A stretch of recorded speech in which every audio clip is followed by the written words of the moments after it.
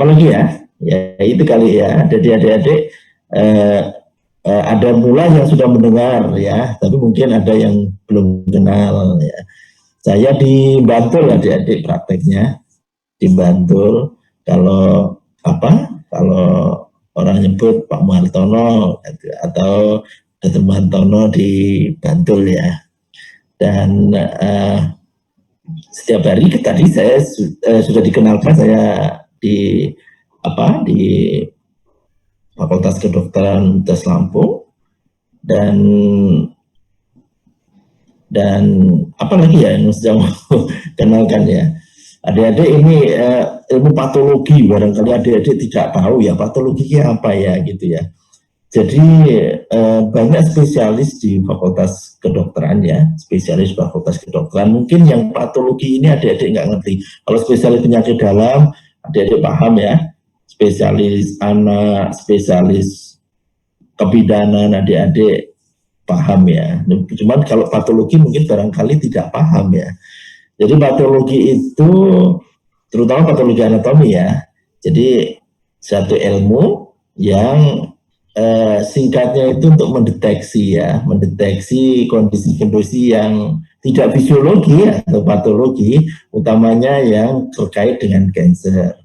Dan biasanya kalau dokter bedah, dokter kandungan, dokter apa saja yang buat pisau, maksudnya yang mengoperasi itu akan membawa hasilnya untuk diperiksakan patologi. Nah, yang meriksa patologi itu saya, ya.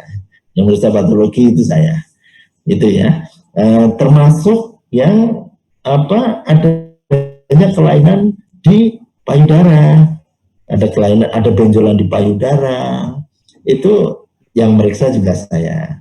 Ada yang diperiksakan sesudah, maksudnya dioperasi, diambil, saya yang menganalisa. Kemudian saya yang menyimpulkan gitu ya, menyimpulkan apakah ini keganasan atau bukan. Atau ada yang diperiksakan sebelum dioperasi, yaitu yang kita sebut dengan pemeriksaan biopsi jarum halus atau FNAB ya. Jadi kalau ada benjolan-benjolan itu biasanya kalau yang di Metro dan sekitarnya, bahkan mungkin di Lampung, itu biasanya nyari saya untuk dideteksi apakah benjolan itu berbahaya atau tidak. Sama seperti tadi, apakah benjolan di payudara itu berbahaya atau tidak. Ya, sebenarnya saya ingin kenal wajah-wajahnya ya, wajah-wajahnya, tapi ini kok ditutup semua ini. Mbak Honi Felisa, tolong dibuka. Mbak Nabila, Ardina, semuanya dibuka ya, supaya saya bisa lihat-lihat wajahnya ya. Ya, gitu ya. Nah, alhamdulillah, terima kasih. Oh, Mas An langsung dibuka juga tuh. Baiklah, salam ya. Kalau nggak dibuka berarti kalau anak zaman dulu itu kalau dia bolos itu loncat pagar ya. Kalau sekarang kalau bolos ininya ditutup ya. Mohon maaf. Tolong dimakan, Prof. Saya juga dulu suka bolos, tapi bolosnya zaman sekarang berbeda dengan dulu ya.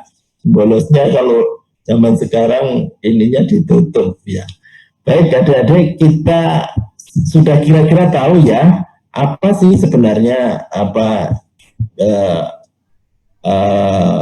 itu tugas saya sebenarnya ya. Tugas saya yaitu salah satunya untuk mendiagnosis kanker payudara. Dan rupanya payudaranya adik-adik angkanya itu semakin naik ya, semakin hari semakin naik. Semakin hari ya semakin naik, banyak yang ditemukan kasus-kasus baru kanker payudara ya. Namun sebelum menginjak kanker payudara ini ada pembukaannya dulu nih. Apa ini yang disebut dengan kanker ya?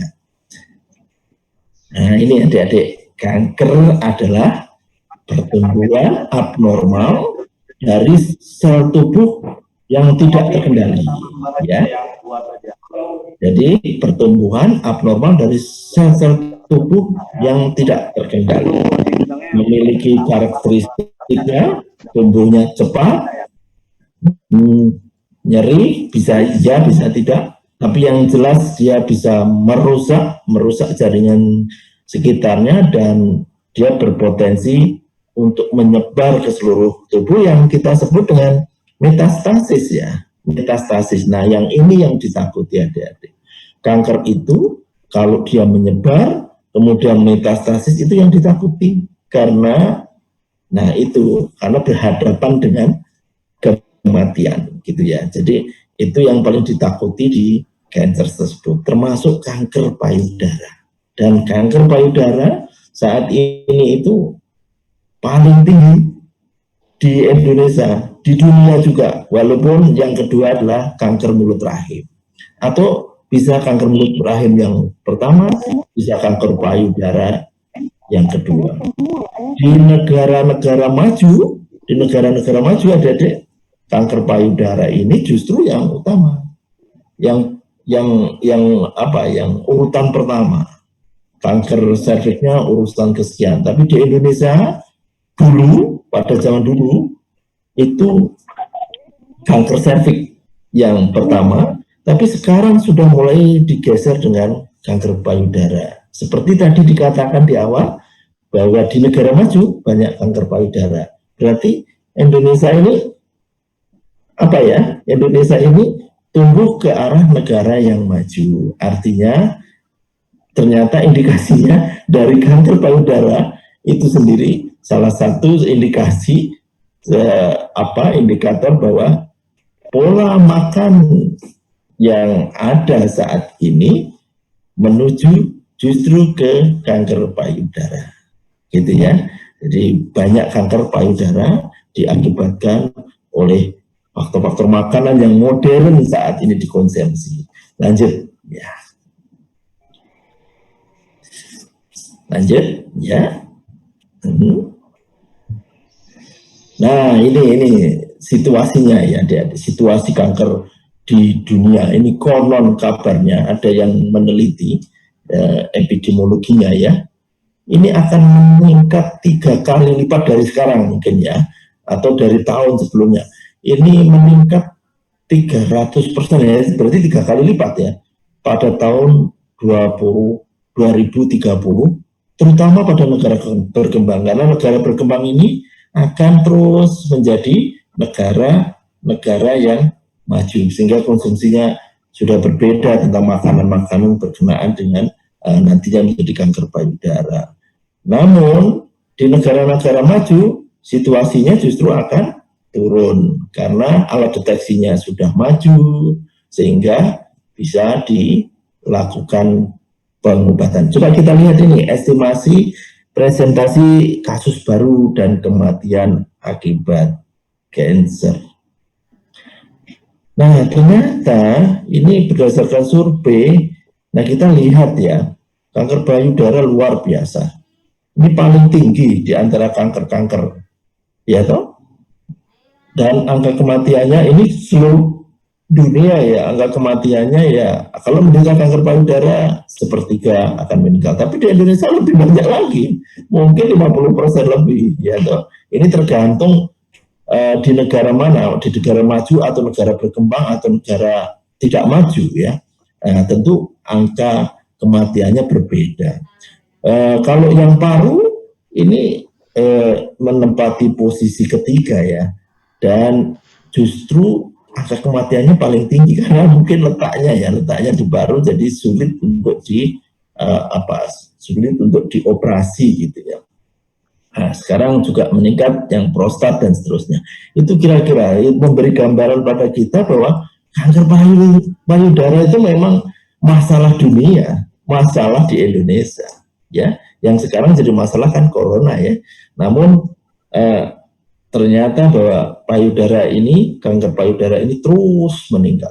Di Lampung sendiri adik-adik, di Lampung sendiri itu terus meningkat, dan apalagi di metro. Loh, kenapa di metro? Ya, nah metro ini kota ya, jadi berbeda dengan Kalau orang kampung mungkin makanannya sederhana, namun kalau orang kota makanannya sudah belibet ya, banyak macam ya, dan kadang-kadang mengabaikan kesehatan, salah satunya banyak pengawetnya, penyedap rasanya, dan seterusnya. Oke, lanjut kita ya. Nah, ini dia. Ini dia. Ini di dunia kali ya. Nah, setiap 2 menit wanita terdiagnosa kanker payudara. 1 dari 8 wanita akan terdiagnosis kanker payudara.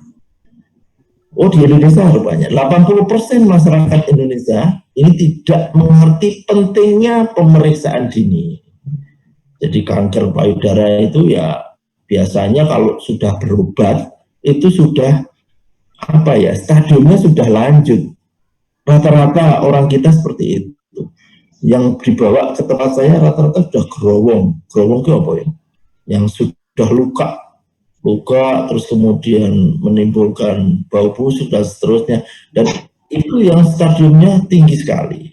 Dan ini karena ketidakmengertian bahwa itu berbahaya dan itu harus dilakukan terapi secepatnya. Wanita dengan mutasi genetik memiliki peluang sebesar 80-90% menderita. Maksudnya adalah kalau ada keluarganya, ada orang tuanya, mbahnya yang sakit, itu peluangnya jadi tinggi ya. Tapi sekarang ini justru tidak demikian. Justru nggak ada apa-apa, nggak ada angin, nggak ada hujan, maksudnya tidak ada yang menderita kanker, malah pada kena kanker payudara. Tapi ini ada lagi nih informasi, wanita yang belum punya anak resikonya 2-4 kali lebih tinggi. Nah, itu bisa saja karena ini kemungkinan juga terkait dengan hormon ya, hormon estrogen dan seterusnya. Baik, ini terangkan tentang gejalanya. Kembali lagi, Mas. Gejalanya, Mas. Balik lagi slide.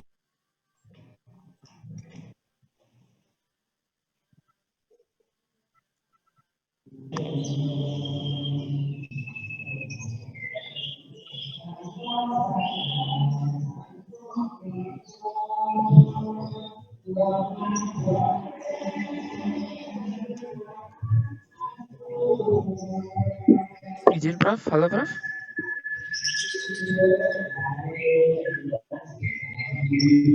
Izin Prof. Halo Prof. Baik Dek, kita sambil menunggu dari Profesor Martono.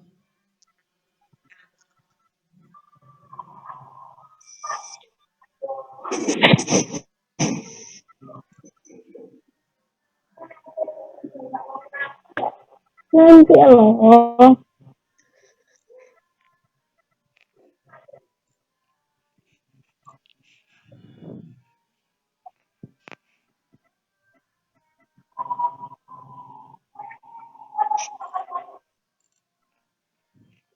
Sebentar, saya mau hubungi Prof Martono.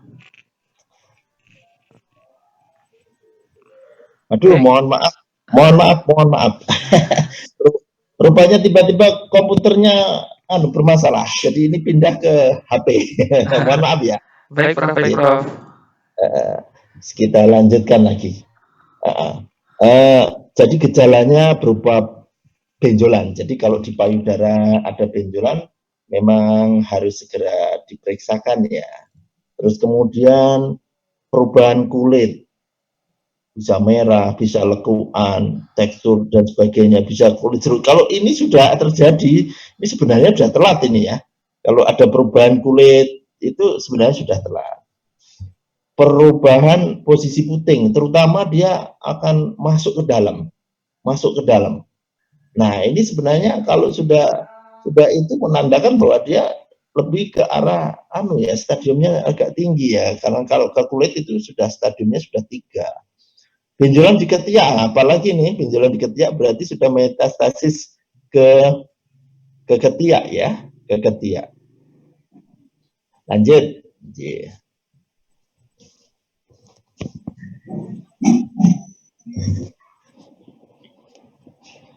Nah ini ada informasi lagi nih, ya toh.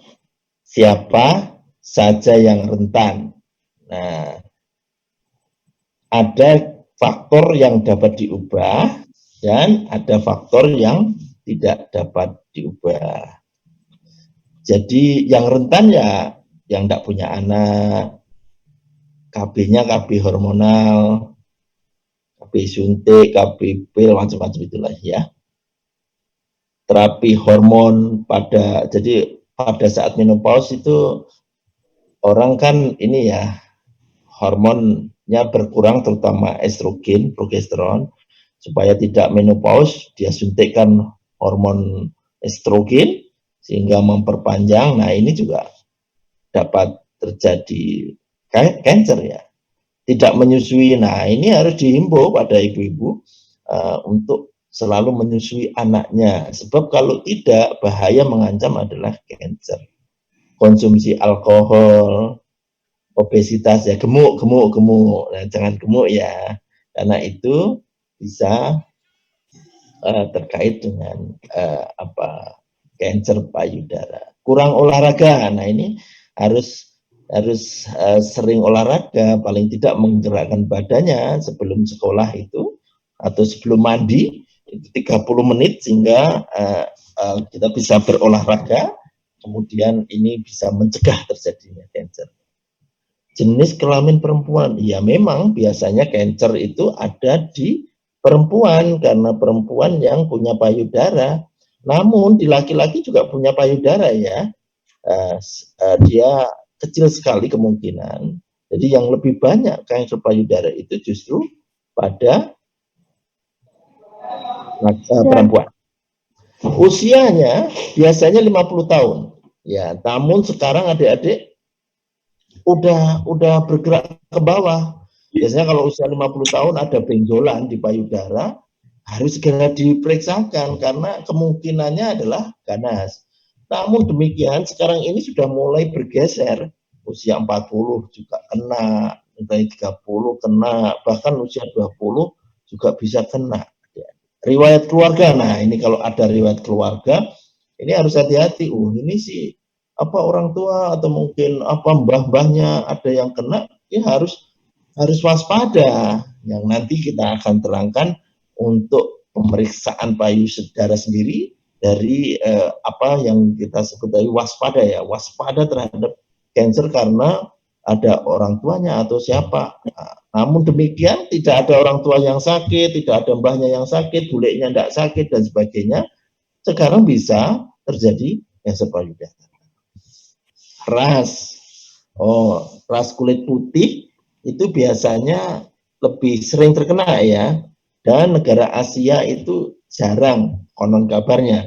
Tapi sebenarnya kalimat ras itu biasanya ras kulit putih itu di negara yang maju ya, di mana konsumsi makanannya ya seperti itu, berbeda dengan ras yang lebih di bawahnya itu di konsumsi makanannya lebih baik lagi, maksudnya lebih natural ya. Kalau apalagi sekarang makanan sudah tidak natural lagi ya, ada makanan itu kalau kita lapar itu atau kemana gitu ya, kita tidak masak sendiri, tapi kita lapar kadang-kadang kita ingatnya Indomaret sama Alfamaret ya, dan itu bisa menimbulkan hal bermasalah karena itu banyak sekali pengawetnya.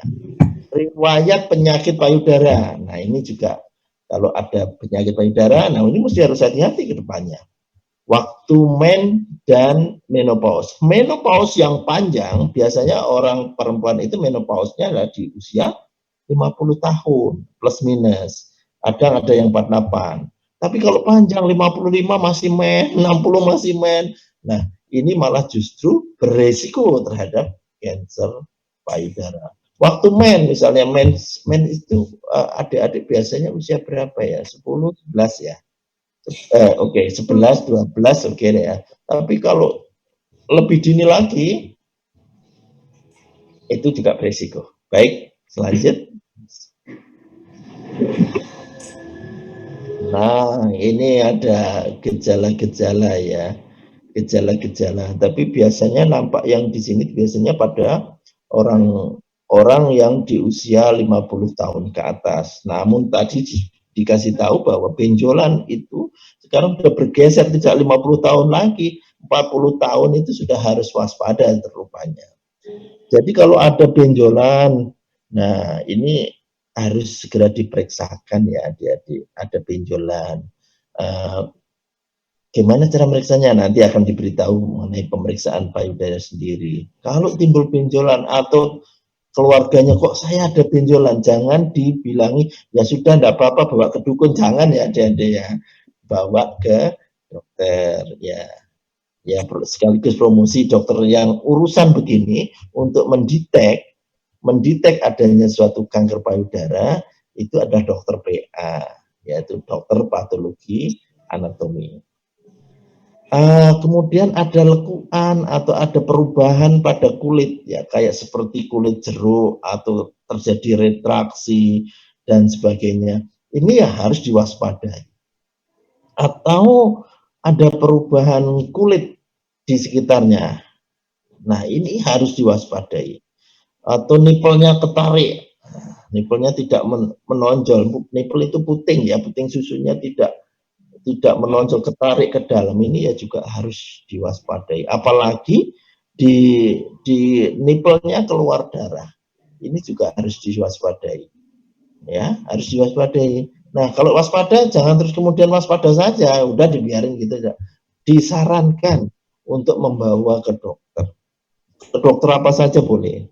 Namun kalau untuk mendeteksi itu ke dokter patologi, di mana akan disuntik pada bagian yang benjol, kemudian diperiksa apakah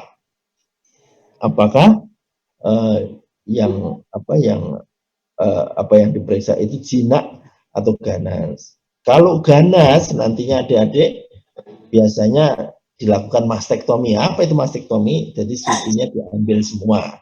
Tapi kalau tidak ganas biasanya akan diambil hanya benjolannya saja. Oke, lanjut.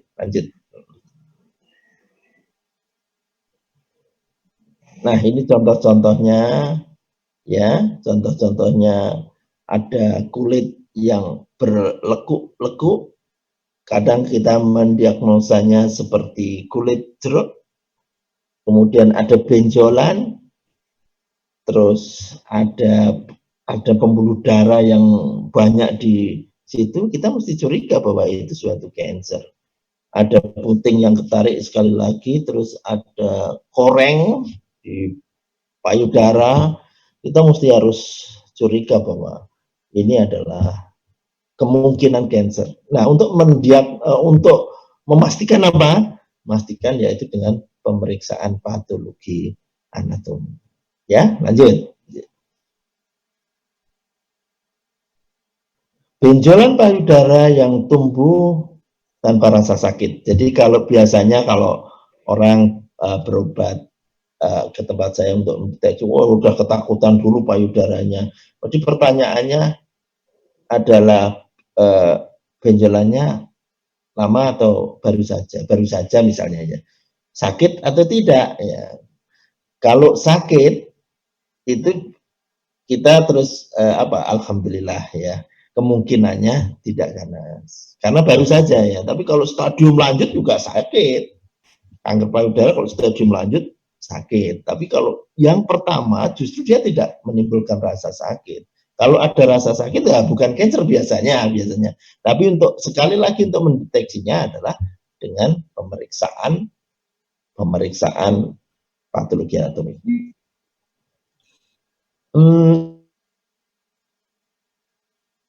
Keluar cairan apalagi keluar darah, terus kemudian tertarik ke dalam atau retraksi atau timbul krusta itu apa ya? Koreng itu apa ya?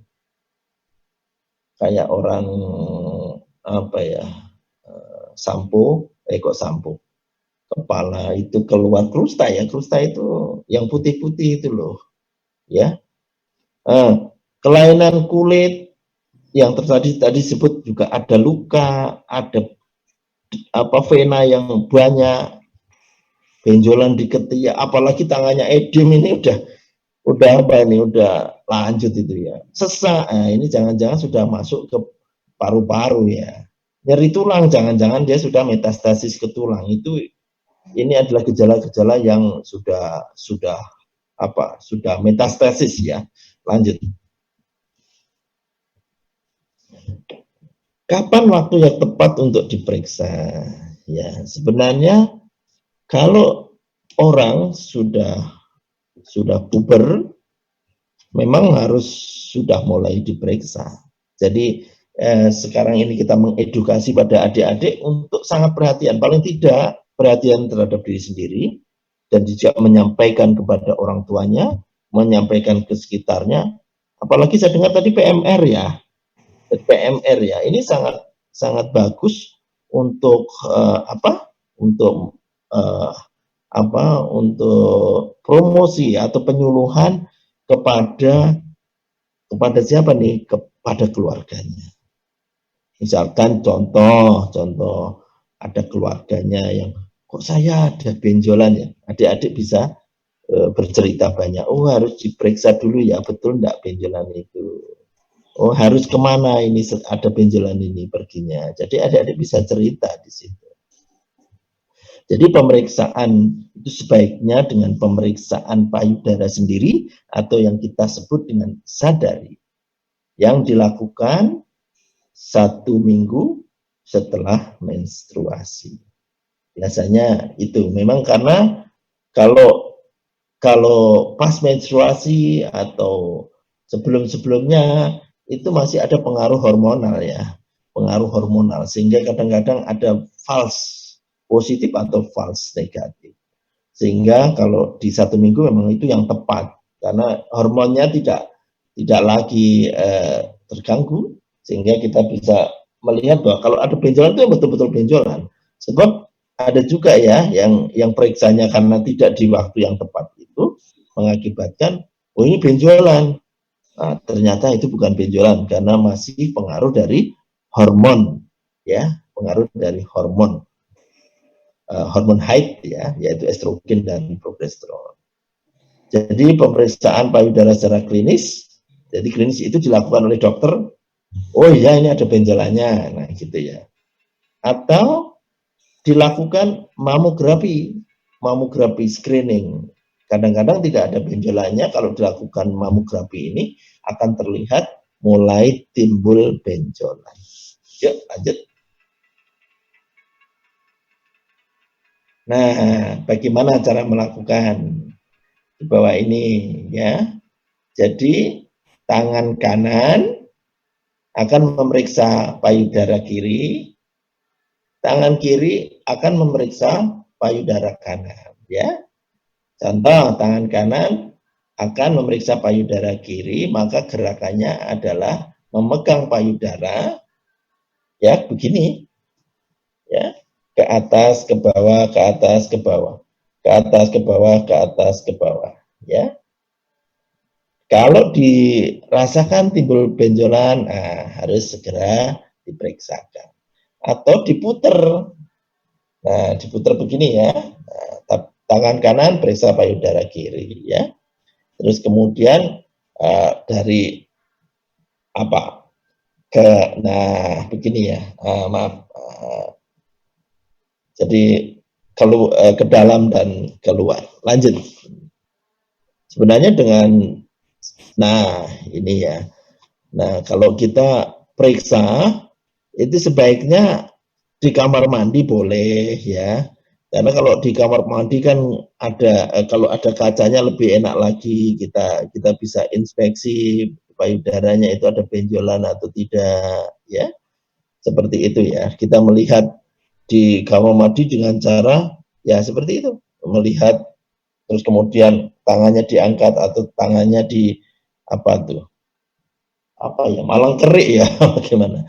Nah kemudian kita periksa lagi ya, ke atas ke bawah sirkuler, terus kita pencet di payudara untuk melihat apakah ada sekret-sekret misalkan darah atau bukan ya. Lebih bagus lagi kalau misalnya untuk memeriksa itu juga dalam posisi tidur, karena benjolan akan mudah didapat pada posisi tidur. Lanjut ya. Nah, makanya ini perlu pemeriksaan payudara sendiri, tadi yang sudah dijelaskan ya adik-adik, yang kalau apa yang tadi di ini kan adalah sebentuk sejajar ke atas ke bawah terus sirkuler dan apa dengan memencet payudara ini akan kelihatan atau terlihat atau kalau memang betul-betul ada benjolan itu akan ketemu, dan bila sudah ada benjolan saya sarankan untuk ke ke ke dokter ya. Lanjut ya. Nah, ini kalau kita lakukan pemeriksaan ya, dan tentu payudara itu ada yang bagian superficial, ada yang bagian yang tengah ya, intermediate, dan bagian yang dalam. Kalau pada bagian superficial biasanya sering ketemu ya, benjolan itu bisa teraba gitu. Tapi kalau bagian yang dalam memang agak sulit teraba. Nah, makanya perlu pemeriksaan tambahan. Oke, lanjut. Ini mamografi ya, adik-adik. Ini mamografi ya, bentuknya seperti itu. Jadi payudaranya dikompres, maksudnya ditekan gitu, kemudian difoto, foto rongsen seperti itu. Nah, itu akan terlihat bentuk-bentuk payudara ya, yang kalau di payudara yang ada kistanya itu terlihat seperti itu, kalau ada kalsiumnya terlihat seperti itu, kalau kansernya, nah terlihat seperti itu adik-adik. Jadi mamografi memang untuk screening, tapi di Indonesia, di Lampung, di Metro, alat ada, tetapi jarang dipakai untuk screening karena mungkin faktor pengetahuan barangkali atau mungkin biaya. Namun sekarang kan ada BPJS ya, nah, itu sebenarnya bisa dilakukan untuk mengurangi risiko terjadinya kanker payudara atau mendeteksi secara dini kanker payudara. Ya, lanjut. Apakah pria bisa kena? Jawabnya bisa, adik-adik. Apakah di Lampung pernah? Ya, saya pernah melihat, saya pernah mendiagnosis. Saya kira orang perempuan, ternyata saya pun salah menulisnya, saya pilih nyonya siapa, ternyata bukan nyonya Pak, itu tuan. Oh, berarti ini adalah kanker payudara pada jenis yang paling jarang, yaitu pada laki-laki. Nah, rupanya ini ada beberapa yang perlu disampaikan, bahwa pada kanker payudara orang laki itu berisiko apabila dia peminum alkohol yang berat.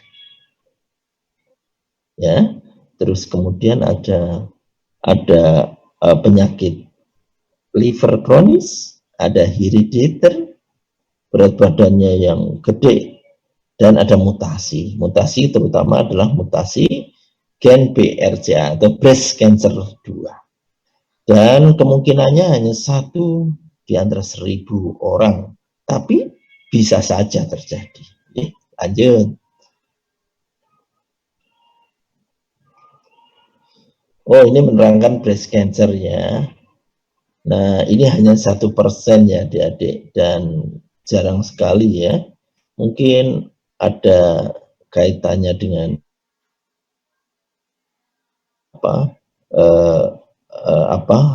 keturunan ya, dan ini jarang dibicarakan sih ya.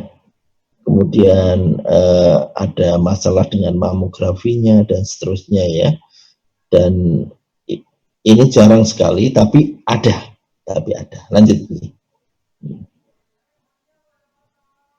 Ya, deteksi awal akan menyelamatkan hidupmu ya.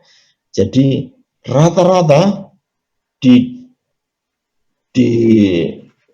apa itu di dunia kedokteran, khususnya yang ada di negara maju, ya, angkanya turun, maksudnya angka kematiannya turun, padahal kasusnya terus semakin naik. Kenapa?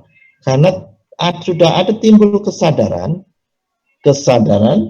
untuk mendeteksi awal. Cara deteksi awalnya kita mulai dari diri kita sendiri dengan periksa payudara sendiri. Kalau timbul benjolan, segera periksakan ke dokter, kemudian deteksi dengan mamografi, dan apabila itu diketahui kanker itu masih dalam stadium sangat dini, ini akan menyelamatkan karena kemungkinan besar akan sembuh, akan dilakukan terapi dan sembuh. Dan sekarang di dunia kedokteran pengobatan semakin canggih dan insya Allah akan semakin banyak yang tertolong, terutama yang mereka terdeteksi dini. Ya, lanjut.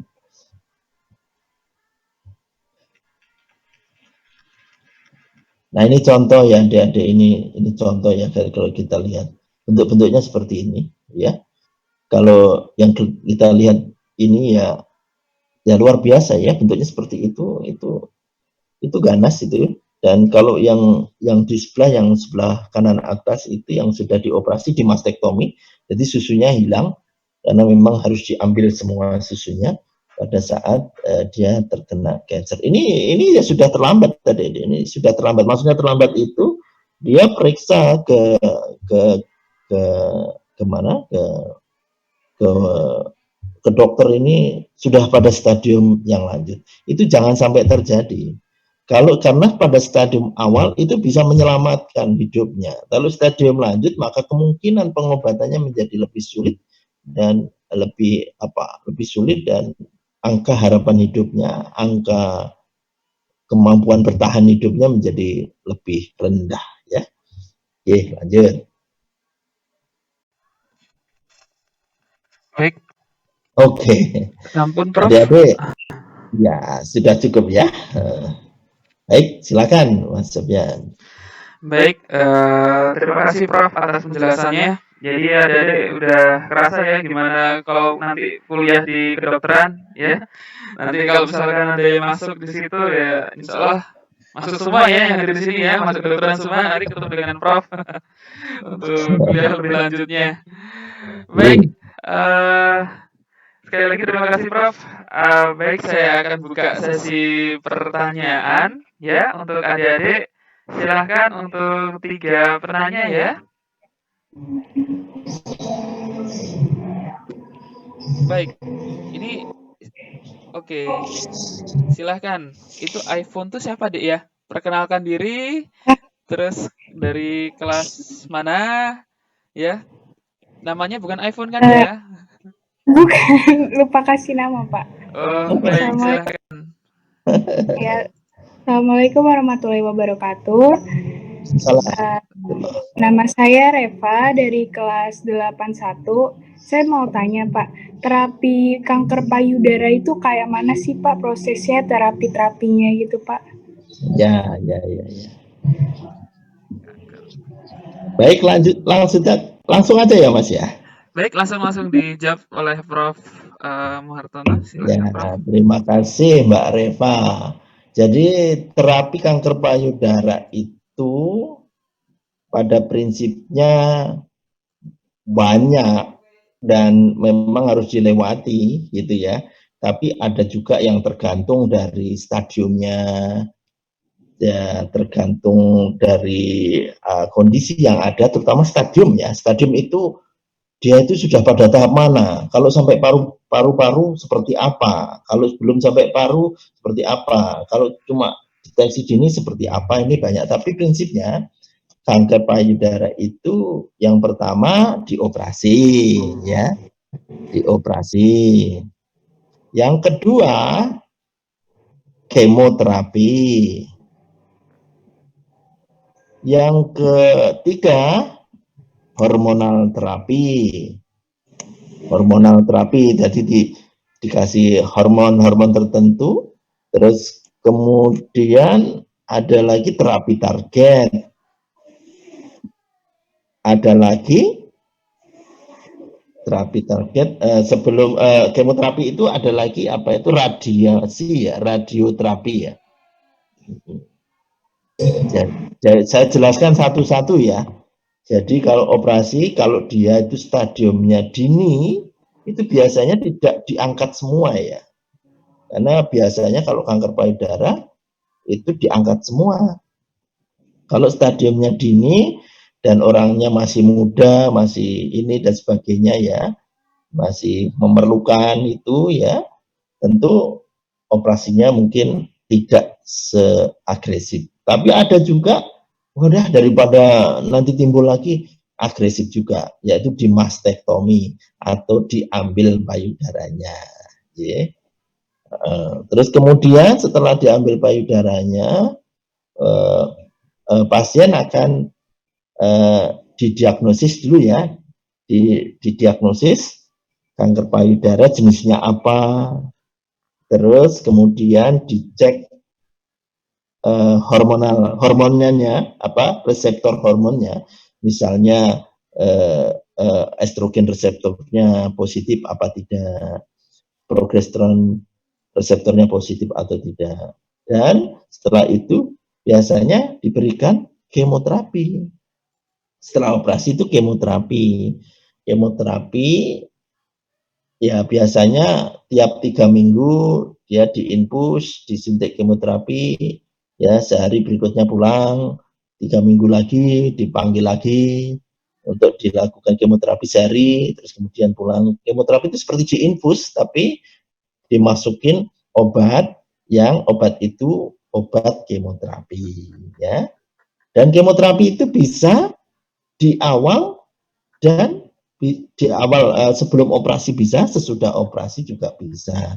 Tinggal dari kanker payudara tersebut. Kalau dia itu basah, kanker payudaranya itu basah, kelihatan kalau dioperasi gampang menyebar dan sebagainya, maka di kemoterapi duluan. Di kemoterapi duluan supaya tenang dulu, terus kemudian dilakukan mastektomi.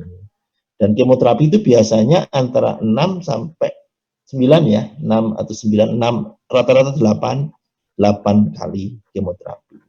Kemudian dilanjutkan, kalau diperiksa ternyata hormonnya itu ada estrogen reseptor, maka dikasih tamoxifen, jadi obat hormonal terapi yang biasanya itu diminum ya, diminum tiap hari ya, diminum tiap hari.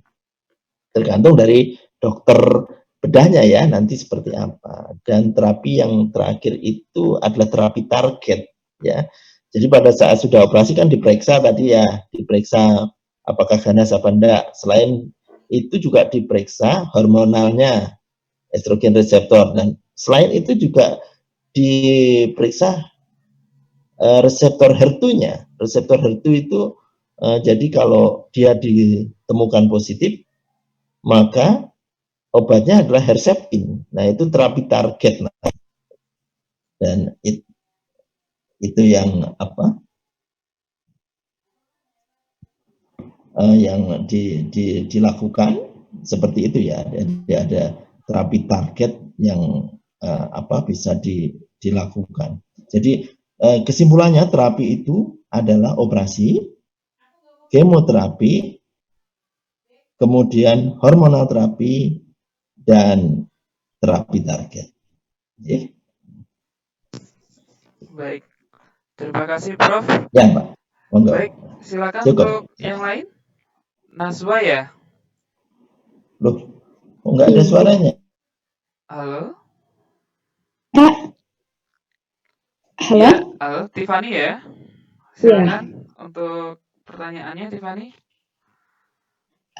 Pertama saya ingin bertanya, untuk tahapnya sendiri yang paling akhir kan yaitu operasi dan dilanjutkan dengan kemo, bisa setelah atau sebelumnya. Kemudian setelah operasi itu, halo? Halo, Prof. Halo, Prof. Apa Halo Pak, apa bisa mendengar, Prof? Sebentar deh ya. Kalau tadi dari Prof. Hartono masih ada gangguan dalam sinyal.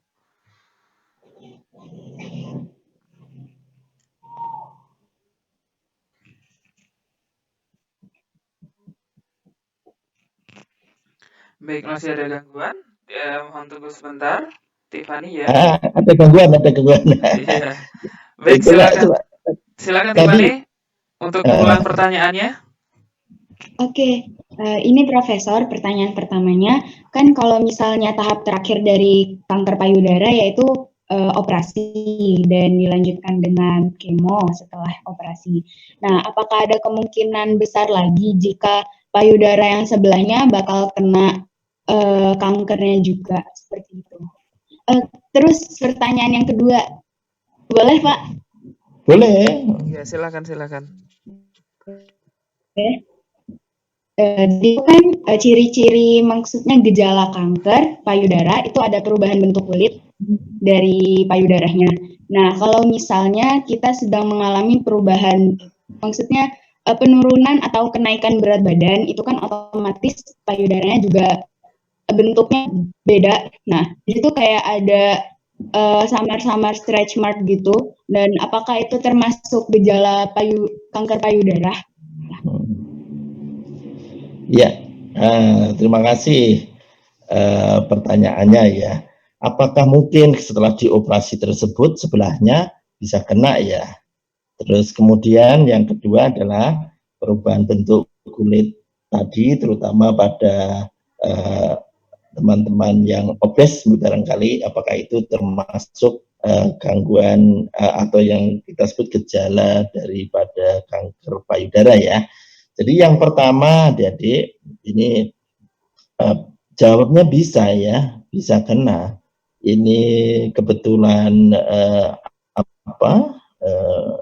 kebetulan ibu saya sendiri menjalani ada kanker payudara, sudah dilakukan tahap-tahap itu, ternyata juga di sebelahnya bisa terkena.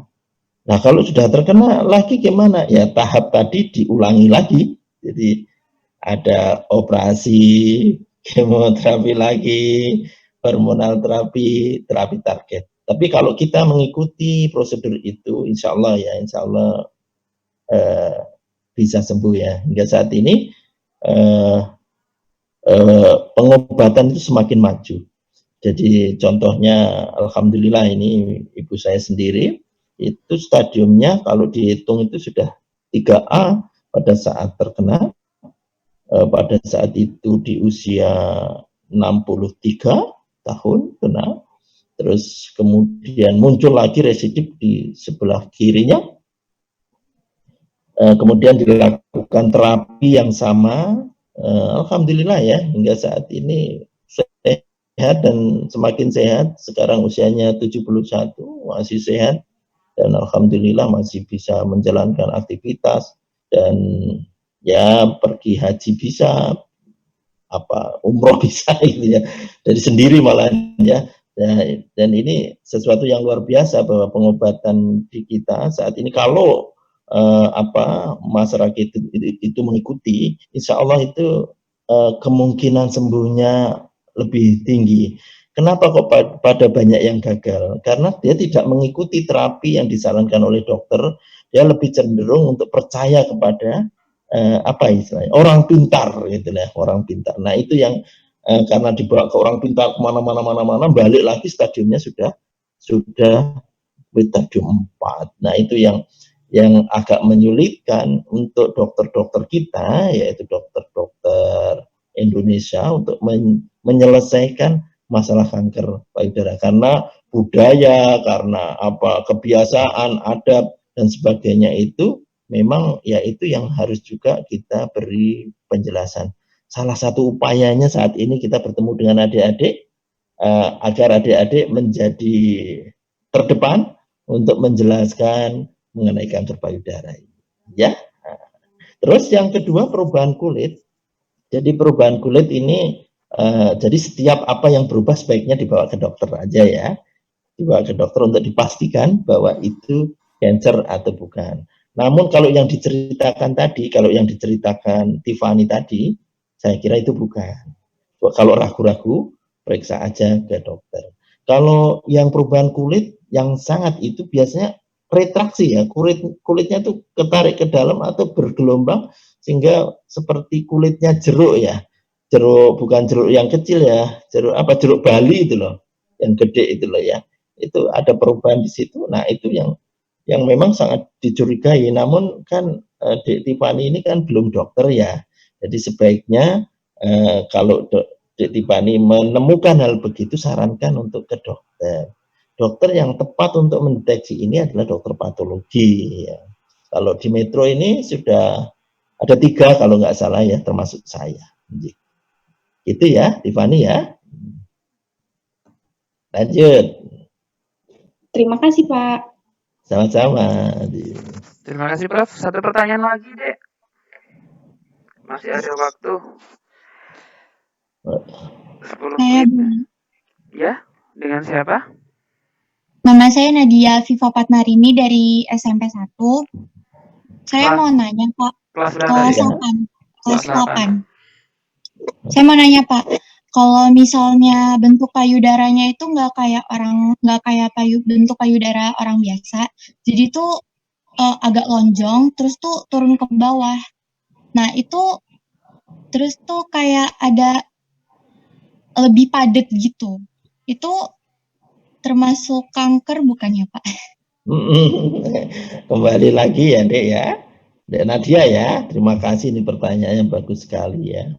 Jadi kembali lagi bahwa kalau itu curiga, maka memang sebaiknya untuk diperiksakan ke dokter ya.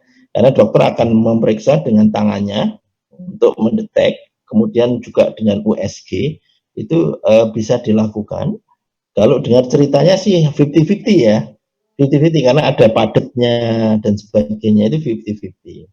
Jadi akan diperiksa oleh dokter tersebut, kemudian dokter tersebut akan merasa ada, kalau memang ada sesuatu yang perlu dilanjutkan pemeriksaan, bisa dilakukan mamografi ya, tadi akan bisa deteksi dini, atau bisa dilakukan pemeriksaan FNAB atau disuntik ya, atau pemeriksaan biopsi jarum halus atau disuntik untuk memastikan bahwa itu kanker atau bukan kanker.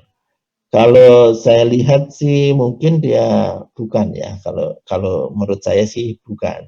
Tapi harus dipastikan. Cara memastikan, sarankan ke dokter. Kalau memang untuk memastikan untuk di PA-kan, sarankan ke dokter PA untuk dilihat apakah dia cancer atau bukan. Ya Nadia ya. Baik Prof. Jadi langsung kalau misalnya ada gejala gitu Prof ya, langsung ke dokter bukan ke dukun Prof ya. Iya. Iya. Baik, sesi diskusi telah selesai. Baik adik-adik, jadi harapannya untuk materi kali ini bisa dipahami. Ya mungkin untuk deteksi dini ya, agar untuk kedepannya kita bisa menghindari terjadi kanker payudara. Baik, saya mungkin akan menyimpulkan untuk pengabdian kali ini, untuk webinar untuk pengabdian pada masyarakat ini. Jadi yang perlu diketahui bahwa kasus kanker itu jumlahnya meningkat, ya. Untuk kejadian sendiri kasusnya bisa melampaui dari kanker serviks jadi ya. Terus kemudian apalagi di negara maju, dan Indonesia itu sudah mulai untuk masuk dalam negara maju ya kalau lihat dari kasusnya. Karena apa? Karena salah satu tren dari negara maju tadi Prof. Dr. Muhartono menjelaskan bahwasanya udah dalam kesalahan dalam pola makannya.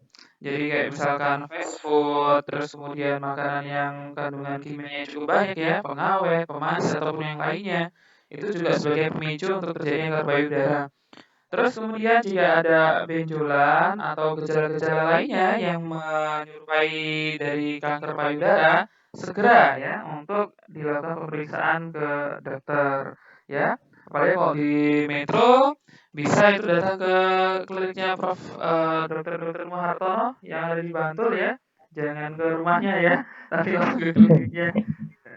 Baik, mungkin itu untuk kesimpulan kali ini. Sebelumnya saya sampaikan terima kasih banyak Prof untuk Nah, masuk dalam materi dari kanker payudara, dan yang kedua terima kasih kepada adik-adik.